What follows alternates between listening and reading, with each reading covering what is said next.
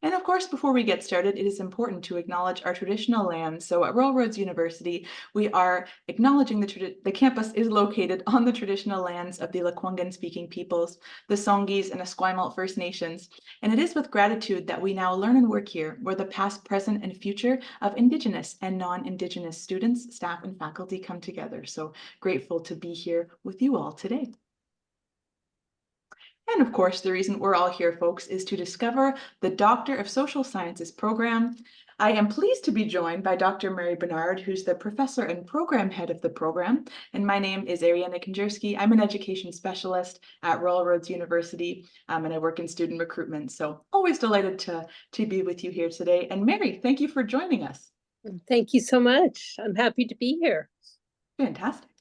And as we get going here today, folks, I'll just introduce a brief agenda before we get into some Royal Roads information and then the program information. So I'll just give us a brief overview of the Royal Roads University experience, and then Mary will introduce the program at a glance, give you some important information on that, and then I'll take us through the application process and requirements for the program as well. And as I said, if you have any questions as we're moving along, feel free to type them in the chat, and I will bring them up as we go. And I'd just like to introduce us here to a few photos of the Royal Roads campus. So you may or may not be familiar with us, so I'll give you a little bit of an overview. We have the top left photo, which is our famous Hatley Castle, and you may have seen this building before, and that's because it is a famous movie set. So it's been in movies like X-Men and Deadpool, so it's very cool we happen to have that on campus. We also have a variety of gardens and green space, so you could see just to the right of that, we have a Japanese garden, many other gardens and trails on campus. Very, very beautiful. And then the bottom left, we have our Esquimalt Lagoon, and that's the migratory bird sanctuary that we have on campus. It's one of my personal favorites to go for a walk and just take in the water. And then we've also been doing our online and blended learning at Royal Roads for over 25 years now. So that's something that we're very proud of, and certainly something that makes us stand out among other universities. And we're super proud to be a Changemaker campus. So Royal Roads Changemaker Education is an innovative approach to education that prepares students as they address world problems, encourage others, and act for the good of all. And with that, I will now pass it off to Mary, who will take us through some program information. Mary. Thank you so much. And great to be here and to see so many people online. We do these webinars regularly, at least 3 and sometimes 4 times a year.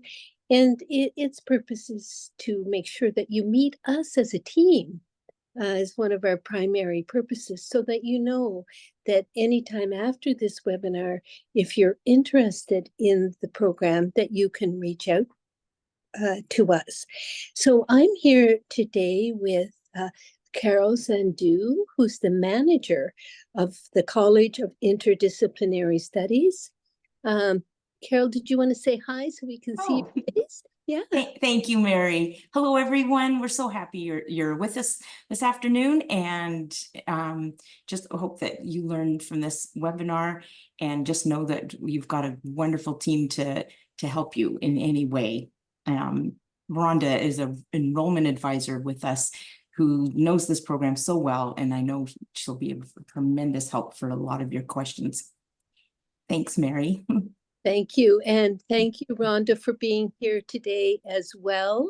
I don't know if you want to say hi.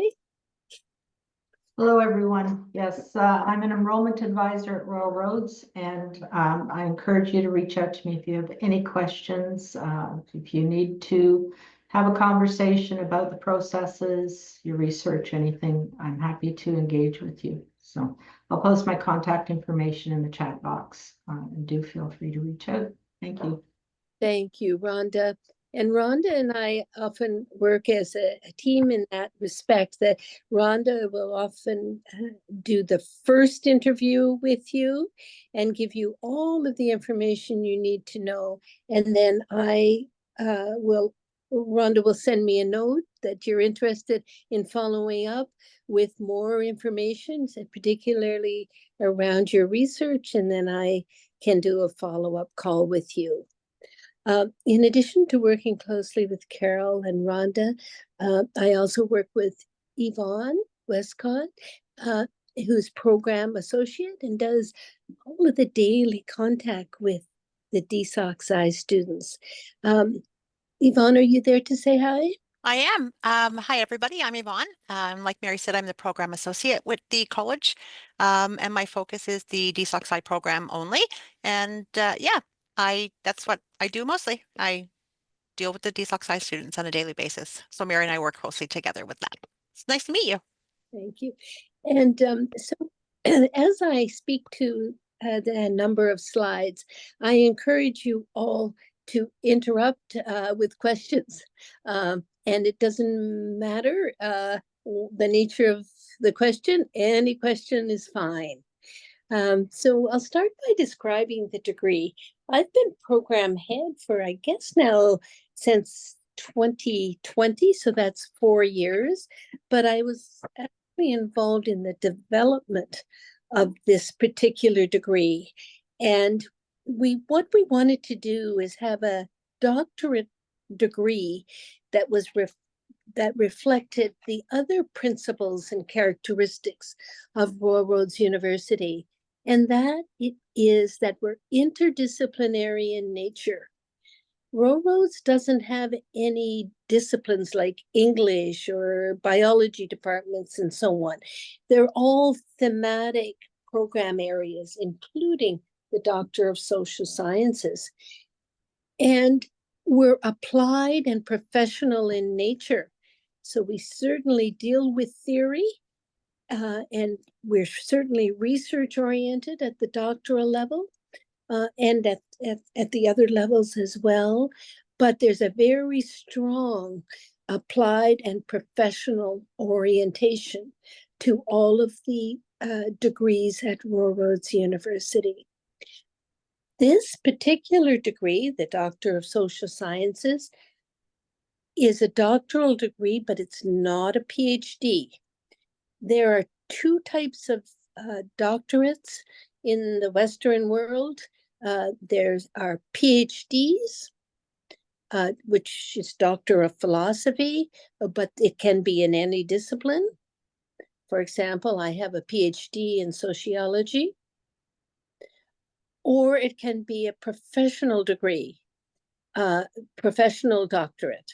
So for example, that's much more career specific. So for example, if I was going to U of T, I could have a choice of doing a PhD in education, which would be more preparing me for the research world, perhaps preparing me for a university employment. Or I could do a psych doctorate, which would be much more specific to a profession, and as opposed to a PhD. So it's much more applied, much more specific. What we did at Royal Roads is took the best of what we believe, we took the best of both and combined them into one degree, Doctor of Social Sciences, which is a very strongly research-based degree, but still with an applied problem. Very practical solutions being developed in addition to contributions that the dissertation will ultimately result in terms of contributions to literature and theory. So you're looking at both applied contributions and academic contributions out of this degree. Next, please. And again, feel free to ask questions at any time. As I noted, we're interdisciplinary, and that means all through your degree program, you're looking at multiple disciplines and you're taking theories from a range of the social sciences. But whatever work is done at Royal Roads, on this particular degree, the common theme, the common base is the social sciences.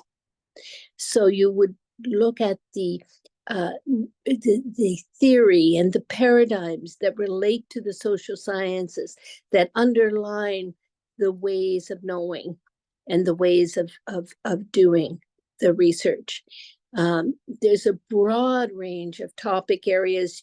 We list some there, but they can be quite endless. Almost everybody who has went through this degree has a different topic area, but roughly we provided some categories there so you could see where they fit in.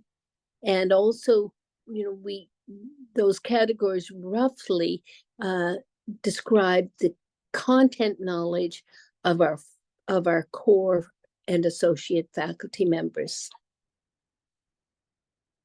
Next, please. And before we move on, Mary, we just have one question in the chat.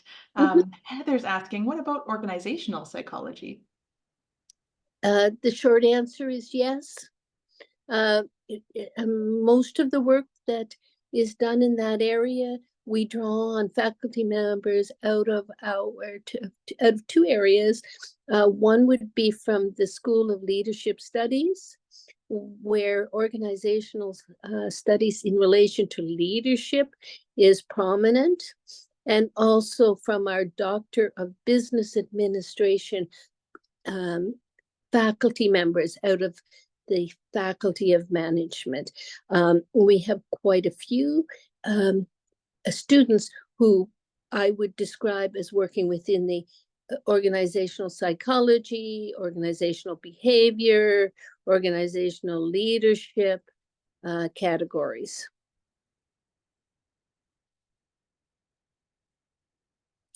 The academic framework is something that I think the academic framework is one of the things that draws students to this particular degree. In the first instance, you can stay in your home communities. You don't have to give up your job. And that is very, very attractive to many doctoral students. In that, for example, when I did my doctorate out of York University, the residency requirement, i.e. the length of time I needed to be in Toronto and to be able to attend the university was 2 years. But with Rural Roads, because we have a blended delivery model with short, intensive residencies with internet learning in between, apart from the 3-week residency in year 1, plus the 3-week residency in year 2, where you have to be on campus, and it's a mandatory part of the degree program. Apart from those 3 weeks each year for 2 years, you have there's no obligation to leave your home community or to leave your workplace. The other piece we note is that we're cohort based. So whoever comes in with you if you're applying for the January term, that becomes your cohort. And that cohort will most likely be maybe 15 or 16 people. It depends on how many we accept. We can go up to 19 for a cohort. And then you stay with that cohort in year 1 and year 2, there's a lot of co-learning. Everyone is in different areas, but you're taking some common courses together at the same time. And we find that the cohort model is a strong feature for doctoral students. In retrospect, when they graduate and they reflect on their degree, the value of having colleagues that they can turn to throughout the 4-year or 5-year period. I've already spoke to the intensive teaching, especially during those 3-week residency periods. And the last item there in relation to the framework is flexible supervision model. A doctoral dissertation is supervised by a minimum of 3 faculty members, your primary supervisor, and 2 supervisory committee members. And those 3 people, sometimes it can be 4, guide you through the length of your degree. After you finish year 1, you choose who those people are going to be, and you stay with them for the years to come as you develop your research and do your research, develop your research, do your research, and write your dissertation. Next, thanks. Thanks, Mary. We have some more questions that have come in, so I will read those out now. I have 2, so I'll read the first one. Cindy's asking, what about on media and communication as far as areas of study? Absolutely. We have a whole school of communication called Communication and Culture. So we draw upon that school for faculty members for supervision. And, within that school, there's a number of degrees that, when you go online and look at railroads, go to the School of Communication and Culture and look at some of the research that's been done out of that school as well, just to get a sense of the faculty members in that division. Now, you can have faculty outside of railroads as well. They go, like any other university, we have to, make sure that they meet the criteria for supervision. And the criteria for committee members is not quite as high as it is for the supervisor. The supervisor has to be at the associate professor or full professor level. A committee member can be at the assistant professor level. And we also have provisions for elders or knowledge keepers to be on committee as full voting members for Indigenous or non-Indigenous students who are working in the Indigenous area. Thank you, Mary. I'll move on to the second question here, just anonymous. The question has several parts, so I'll read them out and then you can address them how you see fit. The first part of the question is, when was the program launched? How many have convocated since inception? And is there data on the ratio of students that start and finish the program? Yeah, so the program was launched, I believe, about maybe 15 years ago now.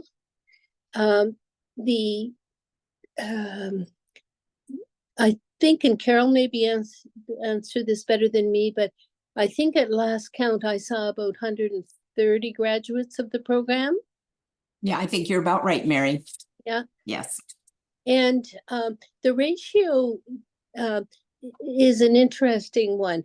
We don't have numbers to share particularly because I do a lot of the recruitment in conjunction with my colleagues, and so it's and I do about 50 Zoom calls a year.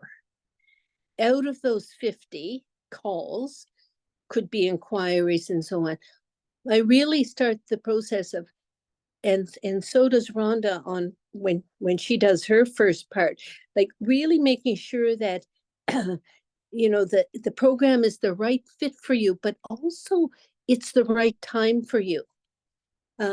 Doing a doctoral program requires a tremendous amount of energy and time and money. And, those 3 things, if it's not the right time, I might suggest that you maybe wait a year and so on. But the adjudication committee also reviews each file once they get it and makes a decision on whether acceptance or decline.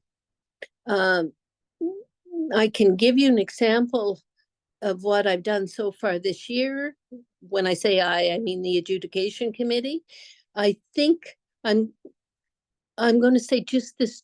It's not this year because we had 2 cohorts this year, and we're just going to 1. I think I have 3 or 4 declines so far, and we'll be accepting 19 in total. And they're for various reasons that the committee chose that to not accept. Okay, did I answer all three parts there? I think I did. That's perfect. Yeah, thank you, Mary. There's another question in the chat, but I believe that we can answer that in the chat. So I'm going to go ahead and switch the slides, but feel free, folks, to keep your questions coming, and I will read them out in between slides. Yes. Program length, it is 4 years. It says maybe less, rarely. I think we've had 2 or 3 maybe in the last couple of years that were somewhat less, but you really do have to count on at least 4. It's more likely that it would be more. A lot of people go into that 5th year.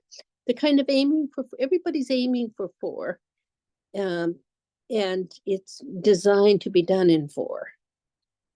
And as I noted previously, the delivery is blended. So you have your 2 3-week residencies on campus, on this beautiful campus. It'll be in February. And hopefully we don't have any snow at that time. It's our weather, just like everywhere else, is changing a bit. So sometimes we can expect some snow in February, but not typically. Next. Okay, student funding.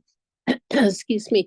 So student funding is, of course, one of the items that you really want to pay attention to before you apply. There's the standard pieces like student loans. You also can apply for government grants after you're in the program, what they call Tri-Council grants. That would be Social Science and Humanities Research Council or the Canadian Institute for Health Research. Not so much NSERC, which is the Natural Science and Engineering, because we're on the social science side. We also have internal research grants and entrance awards, small research grants. Sometimes, the entrance awards might be up to 10,000, perhaps renewable ones. Small grants may be coming in at 1,000 or 2,000, depending on which ones you're applying for. I really always want to emphasize that you must be prepared to self-fund, because there's never a guarantee that a prospective student will get grants. That said, most people end up finding something. And one of the programs that we found to be more helpful than others is something called MyTax, which is a federal government program. And our success rate is very high in that program.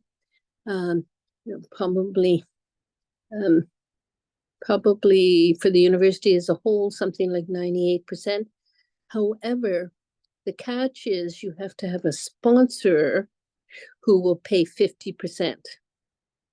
And but increasingly, I find that the Doctor of Social Science students are going that route. Next.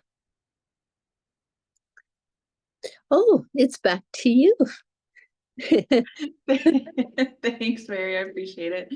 That was great. And folks, feel free to keep your questions coming. I've just been seeing them pop up in the chat, doing my best to moderate back and forth. So feel free to continue those. I will take us through some information on how to apply. And thank you again to Rhonda, who's providing some helpful guidance in the chat as well. So we'll be sure to include all of this information in my follow-ups as well. So as was briefly mentioned a little bit, as far as admissions to the Doctor of Social Sciences program, there's a couple things to consider here. So a master's degree in one of the social sciences or related field is required. As well, evidence of experience related to the degree program, normally a minimum of 10 years with senior level decision-making authority, and an interdisciplinary applied research proposal that reflects current research foci in the College of Interdisciplinary Studies or the schools within the Faculty of Social and Applied Sciences at Royal Roads University. And if you're wondering how to apply, there's a few steps here. So the first step, folks, is to pay an online application fee, which is $136.69. And then we ask for some supporting documents. So things like official transcripts, a detailed resume, really going into detail about your work experience, volunteer, all of the things on your resume to make sure we get a good picture of who you are. A writing sample, 3 letters of reference, and those can be academic or professional in nature, as well as the preliminary applied research proposal. And I just want to pause. Mary, do you have anything to add about the preliminary applied research proposal for folks that are on the line? Yes. Some universities at the doctoral level require a full-scale proposal and the identification and contact with a supervisor before you enter the program as part of the application. And Royal Roads and several other universities do not require that. Our model is for you to do a very preliminary proposal, 3 to 5 pages long. And then once like that is part of the package, it becomes a very important part of the adjudication process with the adjudication committee. And once you're in the program, you have a full year and a bit to revise that proposal and to identify your supervisor and your supervisory committee. The things that the committee looks for is it's an academic, like as an academic program, write the paper, write the proposal academically. You know, make sure that there are citations, that you just don't put what you think or what you believe, but that you have, but you make reference to some of the literature as evidence. You know, get on Google Scholar if you're not in a university setting, and you know, just make sure that you're not just speaking from the top of your head, because it's not so much the content of the proposal that we're looking for, it's your ability to think academically and to think critically. I have noted a few basics. You want to, you know, give a rationale, a problem statement. If you can, try to articulate a research question and also how you might go about the research. You're not going to be held to this. You're going to have that full year to work with what you thought you might want to do, what you initially stated. Most people stay within the theme that they had originally identified. Most people who apply are in professions where they're passionate about their field and they identify problems. What doesn't work and what could they do in terms of research that it could help change a community or an organization or a sector or a perspective. You know, so but at the same time, you know, we're looking at content to the degree that we want to know that we can meet your needs, and that there's a good fit for you as well. So, for example, if you were doing, you know, 15th century English literature and a historical analysis, it probably wouldn't fly, because we're looking for the practical and the applied, and you know, change. It's a change maker university. Awesome. Thank you so much, Mary. And thank you, folks, for your questions in the chat. I've just been following along, and I believe they've all been answered in the chat. There's one about the start date, and I am going to address that right now. So let me flip my slides. Perfect timing. The next intake, we have 2 intakes that are on the website at the moment, but the next one, application deadline, folks, is coming up on October 6, 2024, and the start date is January 6, 2025. That will be here before we know it, because somehow it is September. So if you've been thinking about applying, of course, now is a great time to get the documents together and to do so. And I see a question before I move on from James in the chat. Has RRU captured where/what DSOC-SCI graduates have done after their studies? Have any graduates been successful in securing positions in a Canadian university to continue to research, teach? I believe most institutions require a PhD. It's a good question, Mary. Yeah. So one of the reasons that we did this particular doctorate program is because for the last probably I'm going to say last 30 years, doctorate graduates, PhD and other doctorate graduates, it's been consistent in Canada as well as in the US. 80% of doctorate holders do not work full-time in a university setting. So the 20% do. This is across the board. And of course, it varies a bit by discipline. So our idea was we have to start focusing in on the other 80%, because there's many, many people who want to do higher education in order to research and work for government organizations, their own consulting businesses, and so on, and don't intend to teach or take a full-time tenured stream position within a university. So it's 80-20.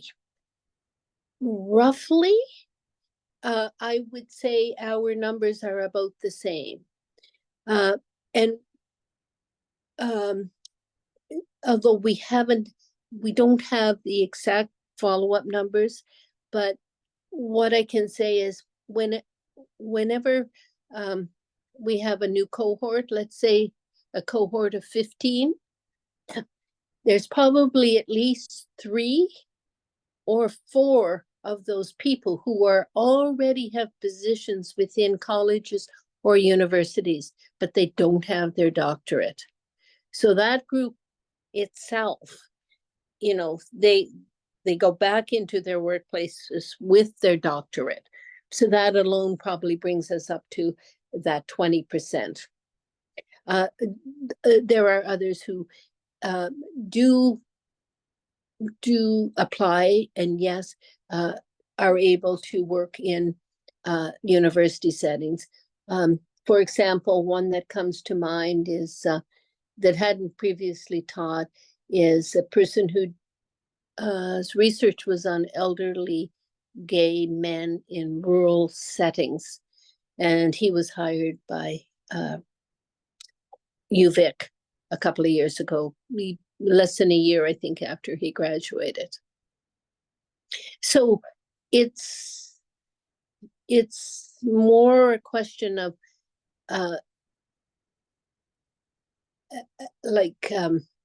it's more a question of, at large, the odds are not good in terms of the 80-20%, but we tend to seem to be no different.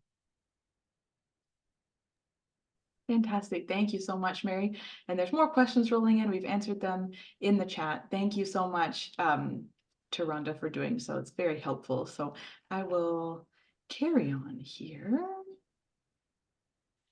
As far as application support, folks, of course, our enrollment advisors are available to answer and provide you with all of the information that you need. So again, thank you so much to Rhonda. They can provide you with in-depth program details, application process walkthrough, admission requirements, transfer agreements, and connect you with faculty and alumni. So if you're looking to speak with somebody, you can do that as well as campus and student services. So all kinds of good resources there. If you are looking to speak to someone further, highly encourage you to do so. And if you're wondering how to get in touch with our enrollment advisors, I know, Rhonda, you included your email in the chat, I believe, but our more generic email is learn.more@royalroads.ca. Super easy to remember. And if you're looking to call us, toll free from North America is 1-877-778-6227. So if you're looking to get in touch, please don't be shy. We would love to hear from you. And at this point, folks, I have no more slides, so I will say thank you so much for joining us today. Thank you for all of your questions and engagement with us. Of course, thank you so much to Mary, Carol, Yvonne for helping us out today, and of course to Rhonda for popping all of those helpful links into the chat. Before we sign off here, Mary, I just want to offer you the floor one more time if you have anything to add before we sign off today. Often at the end of each residency, when I have a few words to say, and definitely at our convocation dinner as well, I'm compelled to say that the type of student who enters the DSOC-SCI program tends to be the type of student we actually had in mind when we developed this particular degree. It's those people who really do want to make a change in the world. They do want to have that solid grounding in research and evidence-based work, but they're applying it to real world problems. And so I think almost without exception, I can say that about the students that I personally know who went through the program. There's just one thing I wanted to mention that I didn't mention, and that's that you can do a dissertation the traditional way, a 250-page document, or you can do a dissertation by portfolio, where you can do a journal article plus 2 other elective pieces. Could be a TED Talk, for example. It could be a policy paper or the development of a curriculum for a particular area, plus a synthesis paper that brings it all together. It's kind of 6 of one and half a dozen of the other, because people who do the full monograph, the full 250 plus pages, after they graduate, they turn their dissertation into articles and speak at conferences and so on.